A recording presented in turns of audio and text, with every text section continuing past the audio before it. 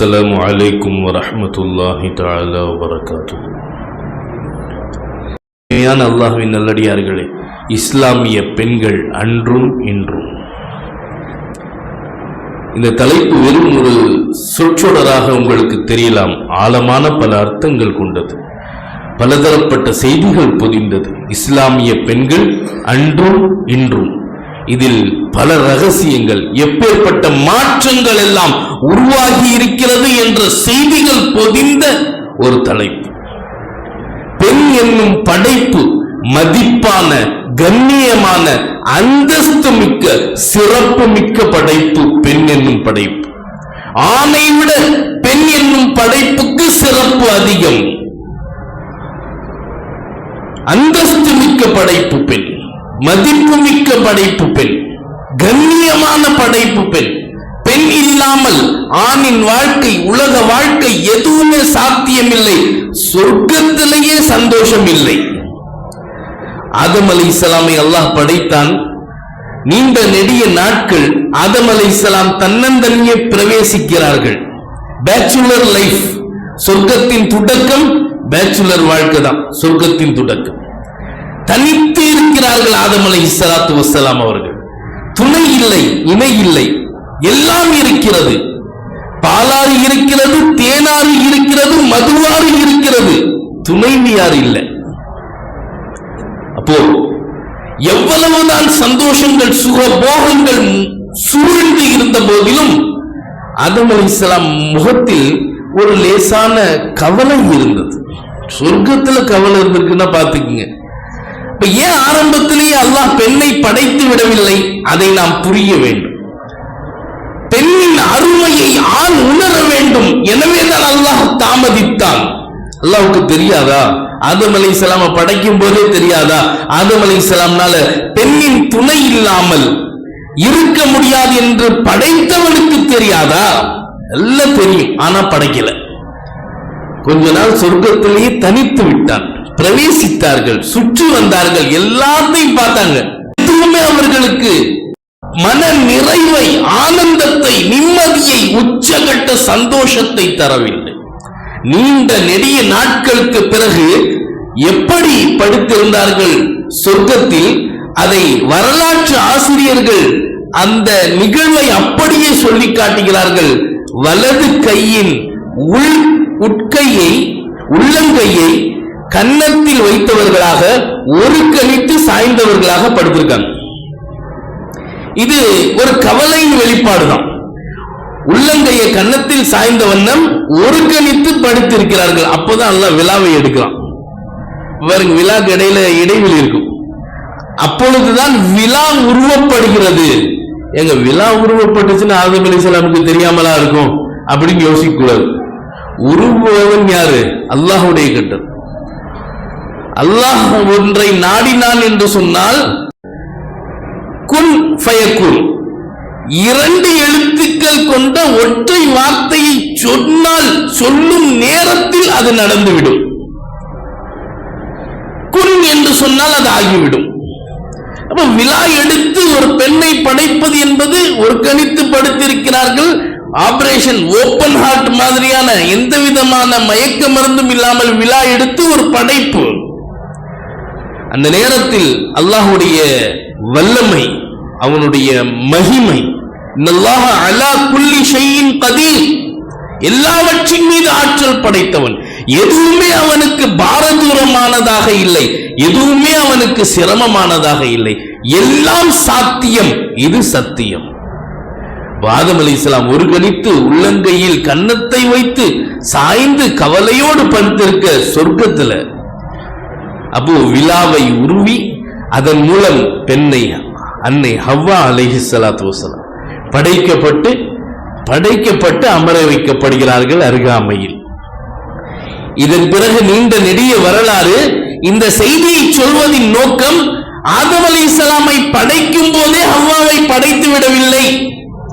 காரணம், ஒவ்வொரு ஆண் மகனுக்கும் பெண்ணின் அருமை புரிய வேண்டும், தேவை என்பதை தெரிய வேண்டும். பெண் இல்லாமல் வாழ்க்கை இல்லை. தாயாக, சகோதரியாக, மகளாக, மனைவியாக உன்னை சூழ்ந்து பெண் இருக்கவே செய்வாள். அப்படி இருந்தால்தான் உன் வாழ்க்கை நகரும்.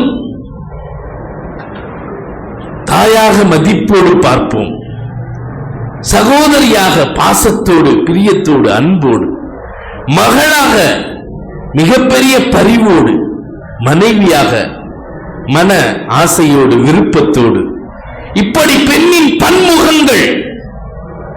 ஒவ்வொரு பெண்ணும் உன்னுடைய வாழ்க்கைக்கு மிக முக்கியமானவள். தாய் மிக அவசியமானவள். சகோதரி பலரின் வெற்றிக்கு காரணமாக அமைபவள். பெண் பிள்ளை சொல்லவே வேண்டியதில்லை. ஊருக்குள்ள குனியாத தலைகள் எல்லாம் குனிந்தது பெண் பிள்ளை பிறந்த பிறகுதான். பழைய காலத்துல பெரியவங்கள்ட்ட அந்த வார்த்தை இருக்கும், எங்க வீட்டுக்காரர் அடங்கவே மாட்டேன்றார், பல பிரச்சனை இருக்கு, நிறைய ஊர் வம்பு வருது, சண்டை வருது, இந்த மாதிரி பிரச்சனை இருக்கு. ஒரு பொம்பளை புள்ள பிறந்தா சரியா போயிருமான்னு சொல்லுவாங்க. பையன் பிறந்தா சரியாகாது. பெண் பிள்ளை தலை குனிய வைப்பாள், உலகை புரிய வைப்பாள், மனம் உருக வைப்பாள். உண்மையில் அவனுடைய நிலைமைகள் எல்லாம் மாறி போயிடும். அப்போ ஒவ்வொரு பெண்ணும், பெண் எந்த நிலையில் இருந்தாலும், தாயாக இருந்தாலும், சகோதரியாக இருந்தாலும், மகளாக இருந்தாலும், மனைவியாக இருந்தாலும், எப்பேற்பட்ட இடத்தில் இருந்தாலும், பெண் என்பவள் தவிர்க்க முடியாத ஒருவள். அவள் இல்லாமல் வாழ்க்கை என்பது சாத்தியமே இல்லை. அப்பேற்பட்ட படைப்பு இந்த பெண் படைப்பு. மதிப்பான படைப்பு, அந்தஸ்து மிக்க படைப்பு. ஒரு கட்டம் வரை பெண்கள் தான் ஆண்களை வழி நடத்தி கொண்டிருந்தார்கள். பெண்களிடத்தில் தான் ஒழுக்கத்தின் உச்சம் இருக்கும். ஏன்னா பெண்கள் தான் ஒவ்வொரு செய்தியையும் குழந்தைகளுக்கு சொல்லக்கூடிய முதல் ஆசிரியையாக இருந்தார்கள். ஆனா காலத்தின் மாற்றம், இந்த பயானின் நிகழ்வே சொல்லலாம், பெண்கள் அன்றும் இன்றும், ஒரு காலத்தில் அவர்கள் நமக்கு சொல்லி தந்தார்கள். இப்ப நாம சொல்லி தர்றோம்னு அர்த்தம் இல்லை, அவங்க தெரியலன்னு அர்த்தம் இல்லை, நினைவுபடுத்த வேண்டிய சூழ்நிலைக்கு நாம் தள்ளப்பட்டிருக்கிறோம். நினைவு கூறுகிறோம் இந்த மாதிரியெல்லாம் இருக்குதுன்னு சொல்லி. காரணம், தீனின் தொடக்கம் பெண்களை கொண்டு உண்டானது. பெண்கள் தான் தீனின் மீது உறுதியை கடைபிடித்தார்கள். பெண்கள் ஆரம்பத்தில் தங்களுடைய சகோதரர், தந்தை, கணவன் எப்பேற்பட்டவர்கள் எல்லாம் புறக்கணித்தார்கள். அவர்களுடைய வாழ்க்கை எப்படி இருந்தது, எப்பேற்பட்ட பல செய்திகள். ஒரு சிறிய நிகழ்வை சொல்கிறேன். ரபா இப்னு அம்ர் என்ற ஒரு சஹாபி. இந்த சஹாபிக்கு கல்யாணம் ஆகுது.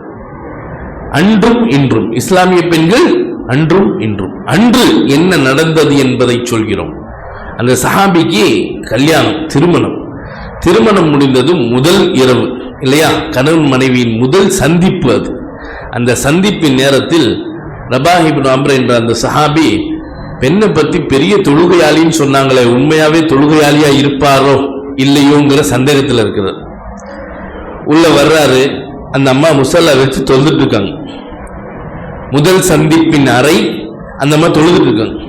இவர் பார்க்கிறாரு, ஏதோ 2 ரக்கா தொழுகும் போல இருக்கு, இஷா மட்டும் தொழுதுட்டு வந்துடும். இருந்தாலும் ரொம்ப இரவு நினைக்க தொழுகிறவ அப்படின்னு சொல்லிதான் கட்டி வச்சாங்க, பெரிய தொழுகையாளின்னு சொன்னாங்க, பாப்போம் அப்படின்னு சொல்லி போர்வைக்குள்ள பூந்துட்டு தூங்குற மாதிரி நடிச்சு கொஞ்சமா போர்வையை விலக்கி பார்த்துட்டே இருக்கிறது. அந்த அம்மா தொழுகிறாங்க. 2 ரக்காத்து, 4 ரக்காத்து, 6 ரக்காத்து, 8 ரக்காத்து எடுத்து தொழுதுட்டே இருக்காங்க. இடையில சலாம் சொல்லிட்டு இவர் பார்க்கறாங்க, என்ன பண்றாரு, தூங்கிட்டு இருக்காரு. சரி தொழுகிறாங்க, தொழுதுட்டே இருக்காங்க. எந்த அளவுக்குன்னு சொன்னா ஃபஜ்ர் பாங்க் ஆயிடுச்சு. இவர் பார்த்துட்டே இருக்காரு, இன்னும் எவ்வளவு நேரம் தொழுதுதான் பார்ப்போம்.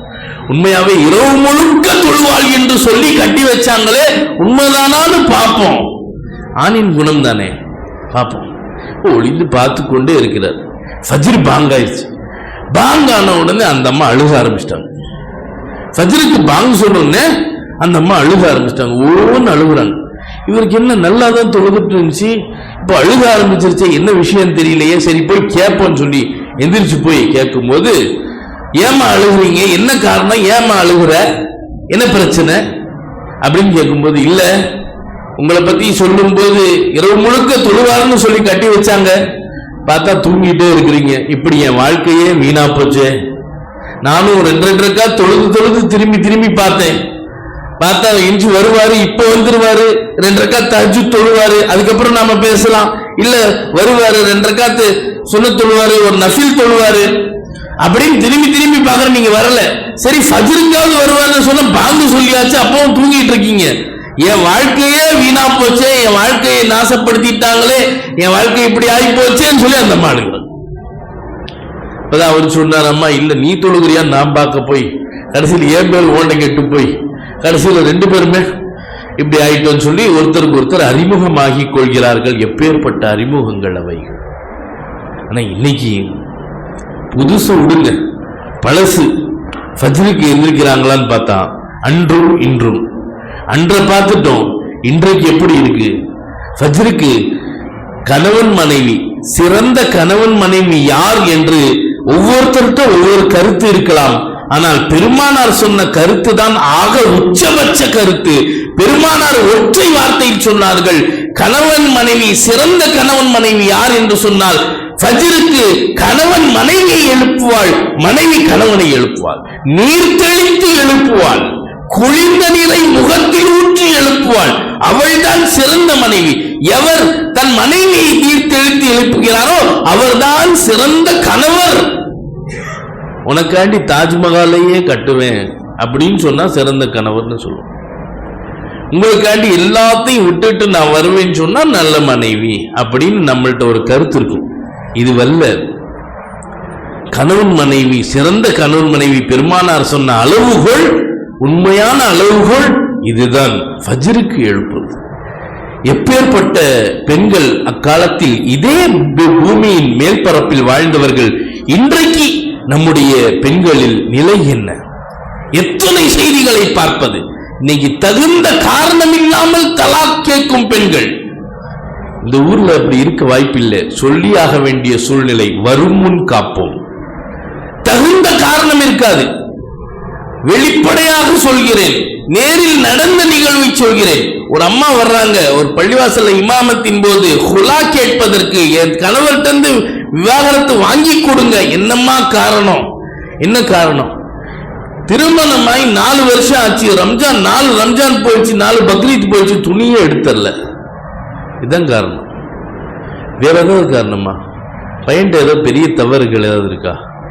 இல்ல தட்டி கேட்கணுங்கிற மாதிரி ஏதாவது பிரச்சனைகள் இருக்கா? தவறான நடத்தை இருக்கா? மிகைப்படுத்தி சொல்லவில்லை, பள்ளிவாசல் உட்கார்ந்து சொல்றேன். அப்ப அந்த அம்மாவுடைய காரணத்தை, அந்த பிள்ளையோட காரணத்தை கேட்டுட்டு 4 வருஷமா துணி எடுத்து கொடுக்கல, அதான் பிரச்சனை. இருந்தாலும் அதுக்காண்டி ஹுலாலாம் கேட்டு வாங்கி தர முடியாது. குறைஞ்சபட்சம் அந்த பையனை மிரட்டியாவது விடுவோம். ஏண்டா நஃபக்கா சுக்குனா, அந்த பெண்ணுக்கு இருப்பிடம், உணவு, உடை வாங்கி தர தகுதி இருந்தாதான் நீ திருமணம் முடிக்கணும். ஏன் தகுதி இல்லாம திருமணம் முடிச்சுன்னு சத்தமாவது போட்டு விடுவோம்னு சொல்லி அவரை கூப்பிட்டு அந்த பையனை, எப்ப 4 வருஷமா துணி எடுத்து கொடுக்காம இருக்க, உனக்கு எதுக்குப்பா கல்யாணம்னு கேட்டான். அது எடுத்து வருஷம் 1/2 பவுன் மோதிரம் வாங்கி கொடுத்துருக்கேன் அப்படின்றப்ப இது என்ன கணக்குமானாக்கா? மோதிரத்தை மட்டும் போட்டுட்டு இருக்க முடியுமாங்கன்னு அந்த அம்மா சொல்லுது. எவ்வளவு வேடிக்கையான காரணங்கள். கணவன் மனைவிங்கிற பந்தம் எவ்வளவு பலமான பந்தம். அந்த ஹுத்பாவின் நிகழ்வுக்கு ஒரு நிமிடம் முன் வரை யாரோ ஒருத்தியாக, யாரோ ஒருவனாக இருந்த இந்த அந்நிய 2 ஆணும் பெண்ணும் அந்த ஒரு நொடியில் எப்படி கணவன் மனைவியாக மாறுகிறார்கள்? அல்லாஹ்வை அவர்களுக்கு மத்தியில் முன்னிலைப்படுத்தப்படுகிறது, அல்லாஹ்வை நிறுத்தப்படுகிறது, அல்லாஹ்வுடைய வார்த்தை நிறுத்தப்படுகிறது, அல்லாஹ்வுடைய முன்னிலையில் அவர்கள் கணவன் மனைவி என்று சொல்லப்படுகிறது. அல்லாஹ் அதற்கு சாட்சியாக இருக்கிறான். அப்பேற்பட்ட பலமான பந்தத்தை தகுந்த காரணம் இல்லாமல் தூக்கி எறியும் பெண்கள். வேண்டாம், அந்த வாழ்க்கை வேண்டாம், அப்படி ஒரு வாழ்க்கை வேண்டாம். வீட்டுல கஷ்டம், வெளியே கூட்டிட்டு போறது இல்ல, வேண்டாம். நல்ல சௌகரியமான வாழ்க்கை இல்ல, வேண்டாம். இப்ப சமீபமா அதிகமாகி கொண்டிருக்கும் நிகழ்வுகள், ஒரு 25 வருஷத்துக்கு முன்னாடி வரைக்கும் நம்முடைய வீட்டு தாய்மார்கள் பட்ட சிரமங்களை யோசிச்சு பாருங்க. எவ்வளவு வறுமையான காலம் தெரியுமா அது? எவ்வளவு எளிமையான வறுமையான காலம் தெரியுமா? வறுமை இருந்தது, ஆனா சந்தோஷம் இருந்துச்சு. முழு அரிசி சமைக்க மாட்டாங்க, கன்கின்னு சொல்லுவாங்க, பாதி பாதி குருணை, அதைத்தான் சமைப்பார்கள். ஒரு நேரம், அதுவும் 3 நேரம் இல்ல, ஒரு நேரம். அப்படி வறுமையை கடந்தவர்கள் எல்லாம் உண்டு. ஆனா இன்னைக்கு வீடு சௌகரியம் பத்தல, வசதி பத்தல, வெளியே போறதுக்கு வாகனம் இல்லை என்றெல்லாம் தலாக்கை கேட்கக்கூடிய, ஹுலாவை கேட்கக்கூடிய பெண்கள், திருமண பந்தத்தை சாதாரணமாக நினைக்கக்கூடிய பெண்கள். ஆனால் அன்றைய பெண்கள் எப்படி இருந்தாங்க? ஒரு அம்மா ஒரு கணவன் மனைவி ரொம்ப அந்யோன்யமா வாழ்ந்துட்டு இருந்தாங்களாமா. இது சஹாபாக்கள் தாபீன்கள் காலத்தில் நடந்த வரலாறு. ரொம்ப அந்யோன்யமான கணவன் மனைவி, சண்டையே வந்ததில்லை, பிரச்சனையே இல்லை, ரொம்ப சந்தோஷமா. கணவனின் மீது மதிப்பான மனைவி, மனைவியின் மீது பிரியமான கணவர், நல்ல சந்தோஷமான வாழ்க்கை. திடீர்னு ஒரு நாள் கணவர் கேட்கிறார் மனைவிட்ட, எவ்வளவு கண்ணியமா என்கிட்ட நடந்துக்கிற, எவ்வளவு அன்பா இருக்கிற, எவ்வளவு சந்தோஷமா இருக்கிற, என்னை பத்தி எவ்வளவு நல்லது மற்றவங்கள்ட்ட சொல்ற, எனக்கு எவ்வளவு உதவியா இருக்கிற, உனக்கு ஏதாவது செய்யணும், உனக்கு என்ன வேணும் கேளுங்க, உனக்கு என்ன வேணும் சொல்லு, நான் செஞ்சு தரேன். அந்த அம்மா சொன்னாங்களாமா, எனக்கு தலாக் கொடுத்துரு, எனக்கு நீ தலாக் கொடுத்துரு. இது வரைக்கும் சண்டையே வந்ததில்லை, நிம்மதியா சந்தோஷமா இருக்காங்க. சஹாபாக்கள் காலத்தில் நடந்த நிகழ்வுகளை கிதாபுகளில் எழுதுகிறார்கள். நிசாஉன் ஹவுல ரசூல், ரசூலுல்லாஹி ஸல்லல்லாஹு அலைஹி வஸல்லம் அவர்களுடைய காலத்தை சுற்றி இருந்த அந்த பெண்களின் நிலை, அவர்களுடைய ஈமான் எப்படி இருந்தது? தலாக் கொடுத்துருங்க. கணவருக்கு அதிர்ச்சி ஆயிடுச்சு. தலாகா, என்ன இப்படி சொல்ற? இவ்வளவு சந்தோஷமா இருக்கிறோம், உனக்கும் எனக்கு எந்த பிரச்சனையும் வந்ததில்லை, உனக்கு எல்லாமே நான் செஞ்சு கொடுத்துருக்கேன், எனக்கு எல்லா தேவைகளையும் நீ செய்து கொடுக்கிறாய்.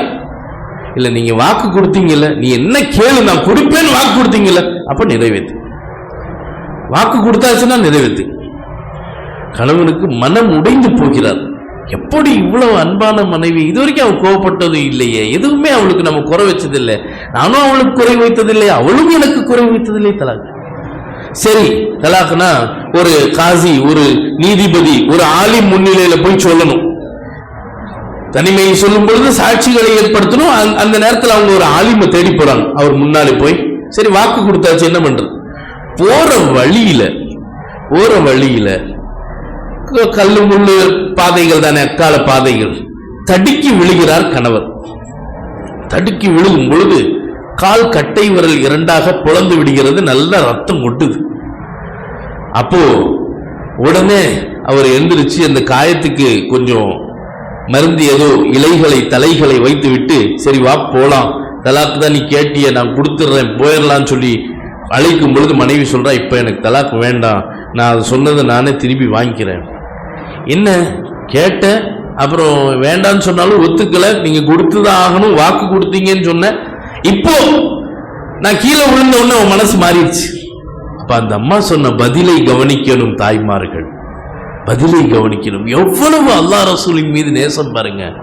அந்த அம்மா சொன்னாங்களாமா, நான் ஏன் தலாக் கேட்டேன் தெரியுமா உங்கள்கிட்ட? காரணம் என்ன தெரியுமா? நான் பெருமானாரின் ஒரு ஹதீஸை கேள்விப்பட்டிருக்கேன். அல்லாஹ் ஒருவனை நேசிக்கிறான் என்று சொன்னால் அவனுக்கு கஷ்டங்களை கொடுப்பான் உலக வாழ்க்கையில். அல்லாஹ் ஒருவரை நேசிக்கிறான் என்று சொன்னால் அவனுக்கு உலக வாழ்க்கையில் கஷ்டங்களை கொடுப்பான். உங்களை கல்யாணம் பண்ணி 5 வருஷம் ஆச்சு, உங்களுக்கு எந்த கஷ்டமும் வரவே இல்லை அப்படின்னா அல்லாஹ் உங்களை நேசிக்கலன்னு அர்த்தம். அல்லாஹ் உங்களை நேசிக்காத போது நான் எப்படி உங்க கூட வாழ்றது? அதனால்தான் தலாக் கேட்டேன். ஆனா இப்ப நீங்க தடுக்கி விழுந்தீங்க, கால் பொளந்துருச்சு, அல்லாஹ் நேசிக்கிறாங்கிறது தெரிஞ்சிச்சு. ஒரு சின்ன கஷ்டம் வந்தால் செருப்பில் வார் அருந்தாலும் அல்லாஹ்வின் நேசத்தின் அடையாளம்.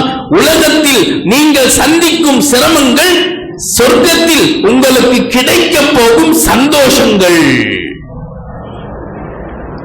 இப்பதான் தெரிஞ்சு அல்லாஹ் உங்களை நேசிக்கிறான்னு எனக்கு தெரிஞ்சு போச்சு. இப்ப நான் உங்க கூட வாழ்றதுல எனக்கு பிரச்சனை இல்லை, வாங்க நாம வாழலாம். எப்பேற்பட்ட ஈமானிய பெண்கள் அந்த பெண்கள்! அல்லாஹுடைய நேசம் இருந்தால்தான், அல்லாஹுடைய பயம் இருந்தால்தான், இறையச்சம் இருந்தால்தான். இந்த தாய்மார்கள் பெற்ற குழந்தைகளின் நிலையும் அப்படித்தான். தன் கணவர் சம்பாத்தியத்திற்கு செல்லும் பொழுதே ஹலாலை மட்டும் கொண்டு வாருங்கள், ஹராம் வேண்டாம் என்று சொல்லி அனுப்பும் தாய்மார்கள். எவ்வளவு உச்சபட்ச ஈமானிய உறுதி, இறையச்சம் என்னும் தக்வா அவர்களிடம் இருந்தது என்பதை கேட்கும் பொழுது மெய் சிலிர்க்கிறது. இஸ்லாமிய பெண்கள் அன்றும் இன்றும் எல்லா நிலையிலும் அவர்களுடைய நாவுகளில் மஸ்னூன் துவாக்கள். இன்னைக்கு ஒரு மஸ்னூன் துவா கூட இந்த பகுதி பெண்களை நான் சொல்ல மாட்டேன். ஈமானிய சொந்தங்கள் அவர்களுக்கு அல்லாஹ்வுடைய உதவியை கொண்டு ஔராதுகள் வழமையாக ஓதக்கூடிய திக்ர்கள் இருக்கும், வசீஃபாக்கள் இருக்கும், ஔராதுகள் இருக்கும். காலையில யாசீன் ஓதுவார்கள் நம்முடைய தாய்மார்கள், மக்ரிபுல வாக்கியா ஓதுவார்கள், திக்ர் செய்வார்கள், துதிப்பார்கள், எல்லாம் இருக்கும். ஆனால் பெரும்பாலும் மற்ற பகுதிகளில் என்ன நிலை ஏற்பட்டிருக்கிறது? மஸ்னூன் துஆக்களுடைய அந்த தொடர்பே இல்லாமல் போனது. எந்த வகையான துஆ? ஒண்ணுமில்ல, இரவு தூங்கும் போது கதவை தாளிட்டு போறோம் இல்லையா, அதை பற்றி மார்க்க மேதைகள் சொல்கிறார்கள், பிஸ்மில்லான்னு சொல்லி தாழ் போடுங்கள். அந்த இரவு முழுக்க அல்லாஹ் உங்களுடைய ஒட்டுமொத்த குடும்பத்தையும் எல்லா வகையான பலா, முசீபத்து, ஷைத்தானியத்து, ஜின்னு, ரூஹானியத்து, நோய் நொடிகள் அத்தனையிலிருந்து பாதுகாப்பான். ஒரு சின்ன செயல். ஏன்னா எந்த தாள் பிஸ்மில்லாவை சொல்லி பூட்டப்படுமோ அந்த தாளை தாண்டும் தகுதி, ஆற்றல் இந்த பூமியில் மட்டுமல்ல விண்ணுலகத்திலும் யாருக்கும் கிடையாது. யாராலையும் வர முடியாது, அதை தாண்டி வர முடியாது. அவ்வளவு பலமான, செக்யூரான ஒரு மிகப்பெரிய சங்கிலி அது பிஸ்மில்லாஹ் என்னும் வார்த்தை. அன்னைக்கு தொட்டதெல்லாம் பிஸ்மில்லா, அல்ஹம்துலில்லாஹ், சுப்ஹானல்லாஹ், தாய்மார்களின் நாவுகள்ல. அப்படித்தான் இந்த குழந்தைங்க எல்லாம் பழகுனது. அப்போ இருந்த நம்மை போன்றவர்கள் பிஸ்மில்லான்னு சொல்லி ஏறுப்பா, பிஸ்மில்லான்னு சொல்லி போயிட்டு வாப்பா, ஃபீ அமானில்லான்னு சொல்லி அனுப்புவாங்க. நாவுகளில் அல்லாஹ்வுடைய திக்ர் இருக்கும், பேச்சு இருக்கும். இன்னைக்கு எப்பேற்பட்ட சூழ்நிலை நாம் பார்க்கிறோம். இன்னைக்கு வர்ற வார்த்தைகள் எல்லாம் அதுவும் களிமாக்கள் தான். அது வேற மாதிரி களிமா, 6வது 7வது களிமா, 5ஆம் களிமா வரைக்கும் தான். அப்போ முற்கால பெண்களின் நாவுகளில் இருந்த அந்த அல்கார்கள், துஆக்கள், ராபியத்துல் பஸரியா என்ற ஒரு இறைநேச செல்வி, ஒரு நல்லடியார், அந்த பெண்மணி எப்பொழுதுமே சொல்வார்களாம், என் கணவனுக்கு எந்த வகையிலும் மன ரீதியாகவோ உடல் ரீதியாகவோ பிரச்சனை வர்றதுக்கு வாய்ப்பே இல்லை என்று அல்லாஹ்வின் மீது சத்தியம் செய்து சொல்வார்களாம். மன ரீதியா ஒரு கஷ்டம் வராது, உடல் ரீதியா ஒரு கஷ்டம் வராது. அப்போ எல்லாம் கேட்பாங்களா, அவங்க சகோதரிகள், நண்பர், நட்பு வட்டாரத்து அந்த பெண்கள் எல்லாம், மன ரீதியா உடல் ரீதியா வராதுன்னா நீங்க நல்ல உணவு செஞ்சு கொடுப்பீங்க, எண்ணெய் இல்லாம சப்பாத்தி, நல்ல ஃப்ரெஷ்ஷானது காய்கறி கொடுப்பீங்க, சூப்பு கொடுப்பீங்க. மன ரீதியாவும் அவருக்கு எந்த சிரமமும் வராதுன்னு எப்படி சொல்றீங்க? அப்போ ராபியத்துல் பஸரியா ரஹ்மத்துல்லாஹி அலைஹா அவர்கள் சொன்ன பதில், நான் ரொட்டிக்கு மாவு பிசையும் பொழுது தண்ணீரை மட்டும் ஊற்றி பிசைவதில்லை, தஸ்பீஹை சேர்த்து பிசைகிறேன் என்றார்கள். தண்ணீரை மட்டும் ஊற்றி பிசைவதில்லை, எதையும் சேர்த்து பிசைகிறேன், தஸ்பீஹை சேர்த்து பிசைகிறேன். அந்த ரொட்டியை உட்கொள்ளும் பொழுது அவருக்கு நல்ல மனநிலை தான் இருக்கும், நல்ல நம்பிக்கை இருக்கும், நல்ல தைரியம் இருக்கும், பொருளாதார பிரச்சனைகளில் அவருக்கு சமாளிக்கும் தன்மை இருக்கும், என் மீது பிரியம் இருக்கும், ஷைத்தானுடைய தொடர்பு, ஷைத்தானுடைய ஊசலாட்டத்திலிருந்து அவர் பாதுகாக்கப்படுவார். எவ்வளவு தொலைநோக்கு பார்வையோடு ஒரு பெண் வீட்டில் சரியானால் அதுவே எல்லா வகையான நலவுகளுக்கும் சிறந்ததாக அமைந்துவிடும். மட்டுமல்ல, முற்காலத்து பெண்கள் அவங்களுடைய கணக்கே கிதாபுகளை எழுதுறாங்க. இப்ப எல்லாம் இந்த கிதாபுகள்ல தான் பார்க்க முடியும் போல இருக்கு. நேர்ல பார்க்க முடியும்னாக்கா வெண்டிப்பாளையத்துல இன்ஷா அல்லாஹ் சாத்தியமாகும் நினைக்கிறோம். எப்படின்னு பாருங்க, அரிசி வேக வைக்கிறதுக்கு பேசிக்குவாங்களாம் பெண்கள். இந்த அரிசி எவ்வளவு நேரத்துல வேகும்? அப்போ ஒரு பெண்மணி சொல்றாங்க, 6000 சுப்ஹானல்லாஹ் சொல்ற அளவுக்கு விட்டா வெந்துரும். இன்னொரு அம்மா சொல்றாங்க, இல்ல 8000 சுப்ஹானல்லாஹ் சொல்ற வரைக்கும் விட்டா இது அரிசி வெந்துரும். அரிசி பயிர் வேகிறதுக்கு அவங்க பேசிக்கிற கணக்கே இதுதான். ஏன்னா அவங்களுக்கு தெரிஞ்சதெல்லாம் சுப்ஹானல்லாஹ், அல்ஹம்துலில்லாஹ், அல்லாஹ் அக்பர். இந்த இறைச்சி எப்போ வேகும்? ஒரு 4 ரக்காத் தொழுதுட்டு வரதுக்குள்ள வெந்துருங்க. அவங்க டைமிங் அதுதான். ஆனால் அன்றும் இன்றும்னு பார்த்தா இன்னைக்கு எத்தனை விசில் விடுறதுங்க? 4 விசிலோட சரியா போயிடும். அந்த விசிலோட அந்த உணவுடைய சத்தெல்லாம் விசிலா போய் கடைசியில் அது நமக்குள்ள வந்ததுக்கு அப்புறம் நமக்குள்ள ஒரு விசில் இருக்குது இல்ல, உள்ள விட்டு விட்டு இழுத்துட்டு இருக்கிறோமே, அந்த விசில் மொத்தமா ஒரே அடியா அல்லாஹ் காப்பாற்ற வேண்டும். ஒரு பெண், இன்னைக்கும் சொல்றேன், தாய்மார்கள் செவிகளை திறந்து கேட்டுக்கொள்ளுங்கள். உங்களுடைய கணவரை உங்கள் மீது பிரியம் இல்லை அல்லது அன்பு இல்லை, கோபம் விரோதம் இருக்குன்னு சொல்லி யார்ட்டையும் போய் நீங்க எந்த வகையான உதவியும் கேட்க வேண்டியதில்லை. உங்க கையிலிருந்து அவர் உணவு சாப்பிடுறாருல்ல, அந்த ஒண்ணு போதும் அவரை நீங்கள் உங்கள் வசப்படுத்திக் கொள்ளலாம். அதுக்குன்னு எதையும் வசிய மருந்து வாங்கி போட்டுறாதீங்க. அஜர்த்து சொன்னாருங்கிறதுக்காக வேண்டி என்ன செய்யணும்னா, அந்த உணவில் பிஸ்மில்லாஹ்வை சொல்லுங்கள், தஸ்பீஹாத்துகளை சொல்லி உணவை ஒழு செஞ்சு கொடுங்க. ஒழுவோடு உணவை செய்யுங்கள். அந்த உணவு உங்கள் கணவனின் உள்ளத்தில் உங்கள் பக்கம் ஈர்ப்பை ஏற்படுத்தும், உண்மையான அன்பை ஏற்படுத்தும். குருட்டுத்தனமான அன்பு இல்ல, உண்மையான அன்பு. அந்த அன்பை இன்னைக்கு வரைக்கும் நம்மள பலர் சுவைத்திருக்க மாட்டோம், ஏன்னா காலம் போயிருச்சு. மீனை அல்லாஹ் குர்ஆன்ல சிறந்த ருசியான உணவுன்னு அல்லாஹ் சொல்றது மீனை தான். ஆனா நான் அழுத்தமாக சொல்வேன், மீனின் உண்மை ருசியை நாம யாரும் இன்னும் இதுவரைக்கும் டேஸ்ட் பண்ணிருக்க வாய்ப்பே இல்லை. 15 நாள் 20 நாள் ஒரு வாரம் கழிச்சு நம்ம ஐஸ்ல வச்சு சாப்பிட்டு அதுக்கே அருமையான மீன். ஆனா அதனுடைய உண்மையான ருசி அல்லாஹ் குர்ஆனில் ருசியான உணவுகளின் பட்டியலில் மீனுக்கு முதலிடம் கொடுக்கிறான் என்று சொன்னால் எவ்வளவு ருசி அதுல இருக்கும், அதனுடைய ஃப்ரெஷ்னஸோட. அப்படித்தான் கணவன் மனைவியின் அன்பு ஆழமானது, அற்புதமானது. அந்த அன்பை கெடுக்கும் எத்தனையோ கெடுதிகள், ஷைத்தானியத்துகள் ஏராளம் ஏராளம் இருக்க, இன்றைய சூழ்நிலை எப்படி இருக்குன்னு சொன்னா, எங்கெங்க ஆரம்பத்துல பிரியமா இருந்தார், இப்ப எல்லாம் பிரியமே இல்லைன்னு சொல்லி புலம்பி அங்க இங்கேயும் போய் எதையாவது ஒன்று பேசி கடைசியில பஞ்சாயத்தாய். ஒன்றும் வேண்டியதில்லை, ஒழு செஞ்சு உணவு செய்யுங்க, பிஸ்மில்லா சொல்லி பாத்திரத்துல சட்டியை வைங்க, வெங்காயத்தை போடும்போது பிஸ்மில்லான்னு சொல்லி போடுங்க, ஒவ்வொருக்கும் அல்லாஹ்வுடைய பேரை பயன்படுத்துங்க. அந்த உணவு அவருக்குள் ஏற்படுத்தும் மாற்றம் அது நீங்கள் எதிர்பார்த்ததை விட சிறந்ததாக இருக்கும். எல்லாமே உங்க கைவசத்தில்.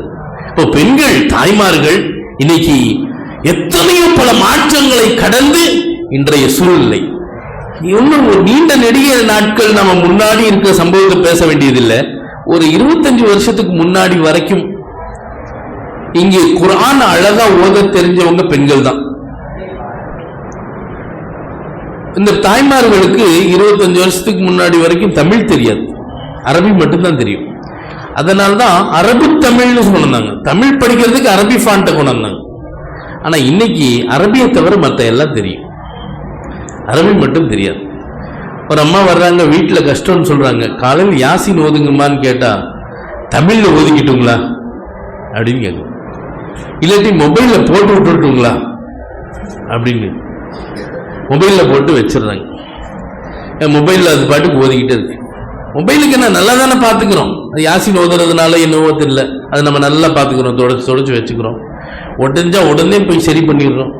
அதுக்கு முன்னாடி ஒரு கவரு பின்னாடி ஒரு கவரு இல்லையா, கொஞ்சம் ஸ்கிராச் ஆயிடுச்சுன்னா மனசுக்கே அது ஓப்பன் ஹார்ட் சர்ஜரி பண்ண மாதிரி கவலைப்படுறாரு. இப்படி ஆயிப்போச்சு, கண்ணாடி லேசா இப்படி தயாரி விழுந்துருச்சுங்க ஆச்சார். அடப்பா, எவ்வளவு நேசம் அதன் மீது. இன்றைய படைப்புகள் அல்லாஹ்வுடைய உண்மையான படைப்பு மனைவி என்பவள். அதை தாண்டி இன்றைய சூழ்நிலையில் எவ்வளவு மாற்றங்களை நாம் சந்தித்து வருகிறோம். இஸ்லாமிய பெண்கள் அன்றும் இன்றும். காயல்பட்டினம்னு ஒரு ஊர் இருக்கு. 20 வருஷத்துக்கு முன்னாடி வரைக்கும் அந்த ஊருடைய வழமை என்ன தெரியுமா, முழு குர்ஆனை கையில எழுதி முடிச்சாதான் அந்த பிள்ளைக்கு கல்யாணம். கையிலேயே முழு குர்ஆனை எழுதுவாங்க. ஏதோ சாதா பேனா பென்சில் வச்சு எழுதுறது இல்ல, பட்டை எழுதுகோல் அதற்கென்று இருக்குது. அந்த பட்டை எழுதுகோல்ல நாம இன்னைக்கு பார்க்கிற குர்ஆன் மாதிரியே எழுத்து அழகா இருக்கும். அந்த குர்ஆனை முழுசா அந்த பிள்ளை எழுதி முடிச்சு அந்த குர்ஆனை தான் தாம் போகிற வீட்டுக்கு எடுத்துட்டு போகும். குர்ஆன் தயாராயிருச்சுன்னா பிள்ளைக்கு திருமணத்துக்கான ஏற்பாடு பண்ணுவாங்க.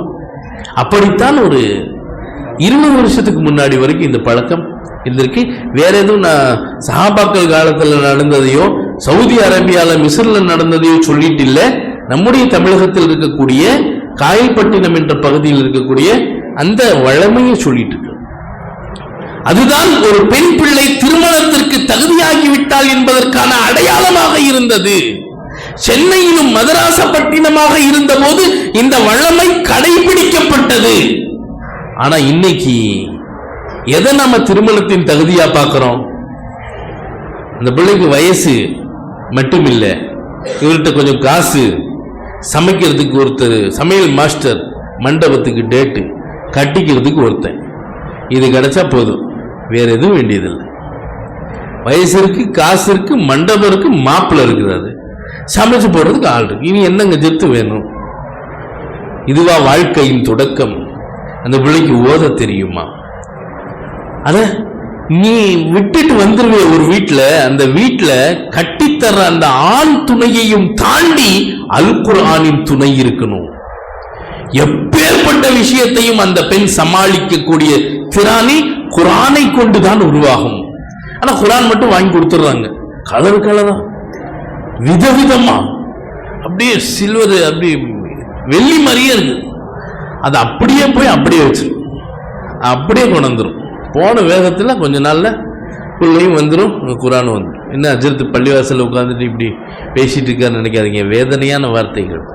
என்றைக்கு உங்கள் வீடுகளில் இருக்கும் குர்ஆனின் மீது சிலந்திகள் வலை கட்டுகிறதோ உங்க வீட்டுக்கு முசீபத்தை ஆரம்பிச்சிருச்சுன்னு நினைச்சுக்குங்க.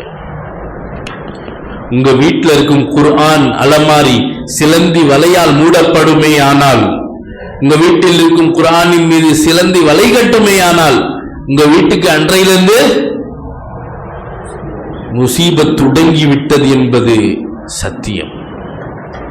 கலாமுல்லாஹ் என்னும் அல்லாஹ்வுடைய கலாமை கொண்டு எத்தனையோ பிரச்சனைகளை ஒரு பெண்ணை இன்னொரு வீட்டிற்கு அனுப்பும் போது அங்க இருக்கக்கூடிய பெரியவங்களை மதித்து உன் கணவனுக்கு செய்ய வேண்டிய கடமையை நிவர்த்தி செஞ்சு வாழம்மா, இதுக்கு மேல உனக்கு ஏதாவது பிரச்சனை வந்தா இந்த குர்ஆன் தான் உனக்கு வழிகாட்டி, இதை கரம்பிடி, இதை ஓது, எல்லாம் சரியாகும். யார் உன்னை எதிர்த்தார்களோ அவர்கள் வந்து உன் பக்கம் அமர்வார்கள், மண்டியிடுவார்கள். குர்ஆன் எதையும் சாதித்து காட்டும். குர்ஆனை புறமுதுகில் போட்டவர்கள் ஒரு காலம் வெற்றி பெற மாட்டார்கள். அந்த காலத்துல எல்லாம் குர்ஆனுக்கு தான் முக்கியத்துவம் பெண்கள்கிட்ட. அங்க போனோன்னே ஏதாவது மனஸ்தாபனாக்கா இப்ப உடனே போன் பண்ணிடுவாங்க அம்மாவுக்கு, அம்மா காலையில் என்ன ஆச்சு தெரியுமா? நம்ம கேட்ட என்ன செஞ்சிட போது? ஒன்னும் செய்யாது.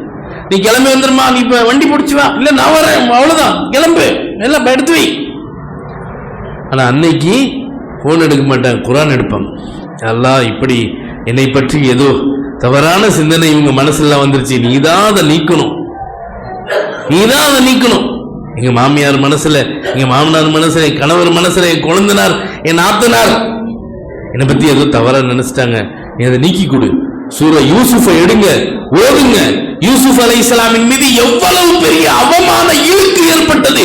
7 வருஷம் சிறையில் இருந்தாங்க.